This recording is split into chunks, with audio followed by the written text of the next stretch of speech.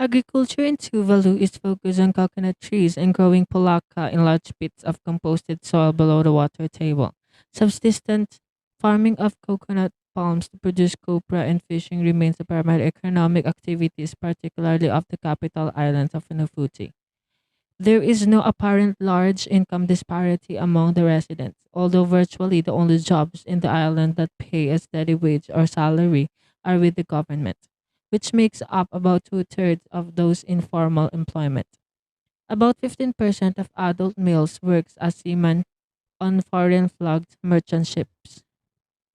Population growth on the other islands, the limits as to available land and the lack employment opportunities results in a flow of people from the outer islands to the capital on Funafuti, with further pressure to migrate to Australia or New Zealand.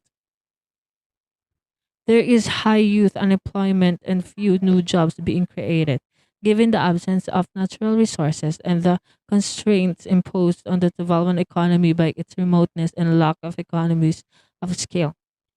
Practical policies are needed for improvements to the livelihoods of the growing numbers of young Tuvaluans who aspire to a more affluent lifestyle than older generations.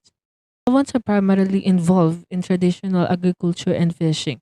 Job opportunities also exist as observers on tuna boats where the role is to monitor compliance with the boat's tuna fishing license. The Tuvaluan economy, therefore, relies heavily on its fishing income with 42% of the Tuvaluan population involved in fishing activity at various levels. UN data calculated a gross value of fisheries at 43,773,582 US dollars, which accounted for the output of coastal commercial fishing, coastal subsistence fishing, locally based offshore fishing, foreign based offshore fishing, freshwater fishing, and aquaculture. Tuvalu is considered a safe country of unspoiled natural beauty and friendly people. However, due to its remoteness, the cost of traveling to the island and limited air traffic to the country, limited numbers of tourists visit each year.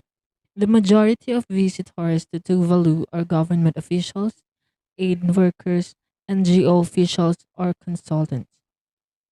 Tuvalu men have for some time been employed abroad, working on container ships, primarily on German owned ships. Remittances from seafarers is a major source of income for the families in Tuvalu. In 2002, the Asian Development Bank or ADB approved an assistance package to upgrade the Tuvalu Maritime Training Institute, TMTI, which trains young Tuvaluans so they can work abroad foreign vessels. This project was completed in 2011. The global financial crisis or GFC that began in 2007 has impacted on global export import activities and the demand for shipping, which reduced the need for Tuvaluan seafarers. From 1996 to 2002, Tuvalu was one of the best performing Pacific Island economies and achieved an average real gross domestic product or GDP growth rate of 5.6% per annum. Since 2002, economic growth has slowed as Tuvalu was exposed to rapid rises in world prices of fuel and food, with the level of inflation peaking at 13.4% in 2008 and falling to negative 1% in November 2010.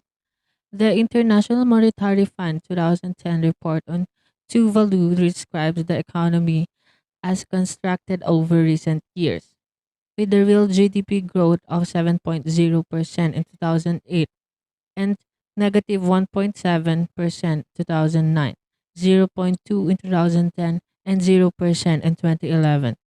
However, due to the acute level of geographic, macroeconomic, and financial isolation, scale of the area, population infrastructure and agriculture, climate change, oil dependency, contracting GDP and economic dependency, many sources in this decade view Tuvalu as an extremely vulnerable country. The country is also dependent on imported fuel with gas prices quoted at $12 in 2009. The high cost of petroleum products has encouraged the development of projects to assess renewable energy in Tuvalu. Although listed by the UN as a lower middle income or LDC. It scores very high in terms of economic vulnerability index with a rating of 79.7 out of 100 in 2009, leading the UN to state that Tuvalu is the most economically vulnerable country in the world due to the factors addressed earlier. Tuvalu yields limited revenue from exports.